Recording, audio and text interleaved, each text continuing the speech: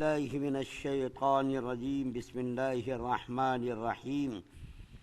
يا أيها الذين آمنوا شهادة بينكم إذا حضر أحدكم الموت حين الوصية اثنان ذوى عدل منكم أو آخران من غيركم إن أنتم ضربتم في الأرض فأصابتكم مصيبة الموت تحبسونهما من بعد الصلاة فيقسمان بالله إن ارتبتم لا نشتري به ثمنا ولو كان ذا قربى ولا نكتم شهادة الله إنا إذا لمن الآثمين فإن عثر على أنهما استحقا إثما فآخران يقومان مقامهما من الذين استحق عليهم الأوليان فيقسمان بالله لشهادتنا أحق من شهادتهما وما اعتدينا إنا إذا لمن الظالمين ذلك أدنى أن يأتوا بالشهادة على وجهها أو يخافوا أن ترد أيمان بعد أيمانهم واتقوا الله واسمعوا والله لا يهدي القوم الفاسقين۔ سورہ مائدہ کی آیت نمبر 106، 107، 108 تین آیات پڑھی گئی ہیں۔ عام طور پر اتنی لمبی آیات نہیں پڑھی جاتی، لیکن چونکہ تمام آیات کا مضمون ایک ہے اس لیے تمام آیات کی تلاوت کی گئی۔ اس سے پہلے کی آیت میں یعنی 105 نمبر کی آیت میں اللہ تعالیٰ نے مسلمانوں کو خطاب کر کے فرمایا تھا کہ تم لوگ اپنی صرف فکر مت کرو بلکہ دوسروں کی بھی فکر کرو۔ دوسرے اگر کوئی برائی میں مبتلا ہوں تو ان کو برائی سے روکنے کی کوشش کرو، طاقت سے روکو، زبان سے روکو۔ سب سے نچلا درجہ جو ہے ایمان کا وہ کم سے کم اس برائی کو غلط سمجھنا۔ کم سے کم اگر طاقت سے نہیں روک سکتے، زبان سے نہیں روک سکتے، تو جو برائی آدمی کر رہا اس کی قباحت، اس کی برائی دل کے اندر رہنی چاہیے۔ یہ ایمان کا آخری درجہ، اس کے بعد کوئی ایمان کا درجہ نہیں۔ یہ آیات جو آپ کے سامنے اس وقت پڑھی گئی ہے، ان آیات کے ایک پس منظر ہے یعنی شان نزول، اور وہ شان نزول یہ ہے کہ ایک صحابی حضرت بدیل رضی اللہ تعالیٰ عنہ اپنے 2 عیسائی ساتھیوں کے ساتھ کاروباری سلسلے میں شام گئے۔ اس زمانے میں جب سفر کرتے تھے اور تجارت کے لیے جو لوگ نکلتے تھے جانوں کو ہتھیلی پر لے کر کے نکلتے تھے، کچھ معلوم نہیں ہوتا تھا، سالوں سال کے بعد گھر واپس آتے تھے۔ بہت سارے لوگ سفر میں مر جاتے تھے، کھپ جاتے تھے۔ صحرائی علاقہ، پیدل سفر، تو اس زمانے میں کوئی ترقی تو تھی نہیں، خط و کتابت کا بھی کوئی دستور نہیں تھا، فون کا بھی کوئی دستور نہیں تھا۔ یہ ساری چیزیں جو آج ٹیکنالوجی اور سائنس نے اتنی ترقی کی، آج سے 100 سال 50 سال پہلے بھی یہ ترقیاں نہیں تھی، سے جائے کہ 1400 سال پہلے۔ تو حضرت بدیل رضی اللہ تعالیٰ عنہ 2 نصرانی ساتھیوں کے ساتھ شام گئے تجارت کے لیے۔ اتفاق سے حضرت بدیل رضی اللہ تعالیٰ عنہ بیمار ہو گئے، ان کی حرارت بڑھ گئی۔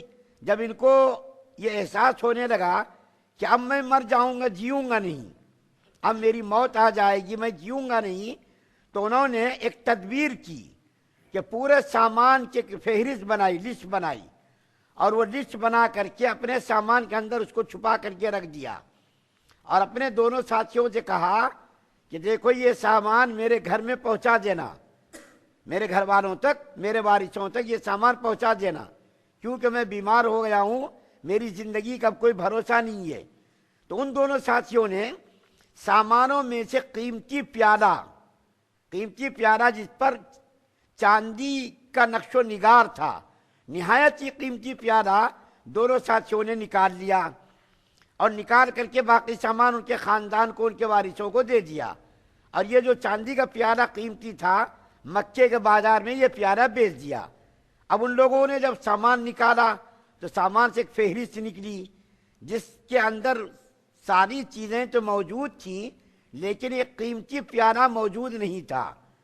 تو ان کے وارثوں یعنی بدیل رضی اللہ تعالیٰ عنہ کے وارثوں نے جا کر کے ان لوگوں سے کہا کہ بھائی ہمارے سامان کے اندر ایک فہرست ہے، اس فہرست کے اندر جو قیمتی پیالہ وہ پیالہ موجود نہیں۔ تو ان دونوں نے انکار کر دیا، ہمیں پتہ نہیں ہے۔ اللہ کے رسول صلی اللہ علیہ وسلم کی خدمت میں یہ شکایت کی گئی کہ یا رسول اللہ صلی اللہ علیہ وسلم، حضرت بدیل رضی اللہ تعالیٰ عنہ نے سامان فلاں نصرانی ساتھیوں کے حوالے کیا اور ایک فہرست بنا کر کے سامان کے اندر رکھ دیا، اور وہ سامان کے اندر دوسرے سامان ہے لیکن قیمتی پیارا موجود نہیں۔ تو اللہ کے رسول صلی اللہ علیہ وسلم نے دونوں کو بلایا اور بلا کر کے ان سے پوچھا کہ بھائی قیمتی پیارا جو اس کے اندر تھا وہ پیارا تم نے کیا کیا؟ تو ان دونوں نے صاف انکار کر دیا۔ تو ان دونوں سے قسم لی گئی تو دونوں نے قسم بھی کھا لی۔ قسم کھا لی تو بارے کا معاملہ رفع دفع ہو گیا۔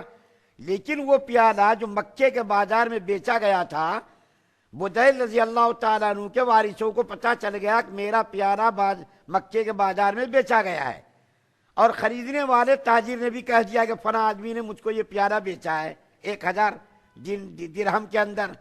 پھر ان دونوں کی پیشی ہوئی کہ بھائی تم فلاں آدمی جو ہے کہہ رہا کہ ایسا تم نے پیارا فلاں کو بیچا ہے، اور وہ آدمی اقرار کر رہا کہ تم نے ہی بیچا ہے۔ اس کے بعد پھر اس نے انکار کر دیا۔ لیکن ان دونوں نصرانیوں میں سے ایک آدمی جس کا نام حضرت تمیم داری رضی اللہ تعالیٰ عنہ، یہ اس وقت مسلمان نہیں ہوئے تھے، بعد میں جب یہ مسلمان ہو گئے اور نبی کریم صلی اللہ علیہ وسلم مکہ تشریف لے گئے تو حضرت تمیم داری رضی اللہ تعالیٰ عنہ کو اپنی غلطی کا احساس ہوا کہ میں نے جو کفر کی حالت میں، نصرانیت کی حالت میں فلاں آدمی کا حق دبایا، خیانت کی۔ ان کے وارثوں کو جا کر کے کہا دیکھو بھائی تمہارا پیارا 1000 کی قیمت میں تمہارا پیارا بیچا گیا تھا، میں نے 500 روپے لیے تھے، یہ 500 روپے تم لوگ لے لو اور 500 روپیہ ان سے تم جا کر کے وصول کرو۔ تو بارے کہ ان کے دل کے اندر احساس ہوا کہ جو ہے اس طریقے سے جو ہے میں نے غلط کام کیا، خیانت کی، کفر کی حالت کی، نصرانیت کی حالت کی۔ لیکن جب ایمان قبول کیا تو ایمان قبول کرنے کی برکت سے ان کو اپنی غلطی کا احساس ہو گیا، تو ان کو جا کر کے وارثوں کو یہ 500 دے دیا اور کہا کہ 500 فلاں آدمی کے پاس ہے۔ تو یہ ایمان کی برکت سے ہے۔ بارے کہ ان آیات کے اندر ایک یہ طریقہ بتایا گیا کہ اگر کوئی ایسی صورت پیش آئے تو ان سے قسم لی جائے، اور قسم کب لی جائے؟ من بعد الصلاۃ۔ صلاۃ سے مراد یہاں پر عصر کی نماز ہے۔ یہ عصر کی نماز کے وقت کا احترام یہ اہل کتاب لوگ بھی کرتے تھے، تو اللہ تعالیٰ نے ان سے فرمایا کہ ایسا اگر کوئی واقعہ اور ایسی اگر کوئی صورت پیش آ جائے تو نماز کے بعد ان سے قسم لی جائے۔ اس کی وجہ یہ بیان کیا علماء نے کہ نماز کے بعد جب قسم لی جائے گی تو بہت سارے لوگ جمع ہوں گے، ان کو ذرا شرم آئے گی، ان کو اپنی غلطی کا احساس ہوگا، تو جو ہے وہ اپنی غلطی کو احساس کرے گا۔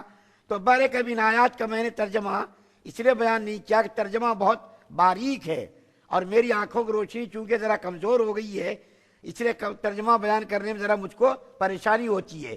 تو بارے کہ یہ واقعہ ان آیات کے پس منظر میں جو اس واقعے کے پس منظر میں یہ آیات نازل ہوئی ہیں، اور آخر میں اللہ تعالیٰ کیا فرماتے ہیں؟ وَاتَّقُوا اللَّهَ وَاسْمَعُوا۔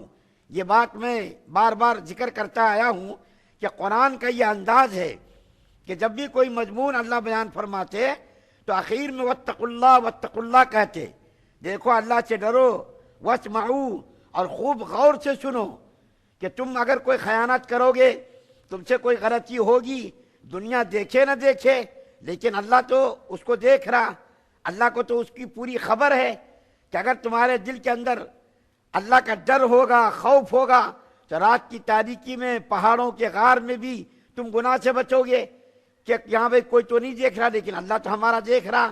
تو بارے کہ اللہ تعالیٰ جب کوئی مضمون بیان کرتے وَاتَّقُوا اللَّهَ وَاتَّقُوا اللَّهَ ضرور کہتے، کیوں؟ اس کی وجہ یہ ہے کہ آدمی کے ذہن و دماغ کے اندر جب تک اللہ کا خوف نہ ہو، اللہ کا ڈر نہ ہو، تو پھر آدمی گناہوں پر جری ہو جاتا، گناہوں کی ہمت اور جرأت پیدا ہو جاتی۔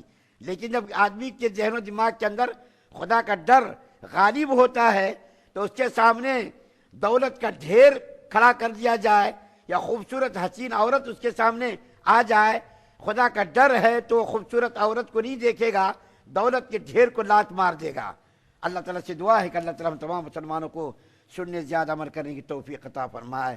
سبحان اللہ و بحمدہ، سبحانک اللہم و بحمدک، ونشہد ان لا الہ الا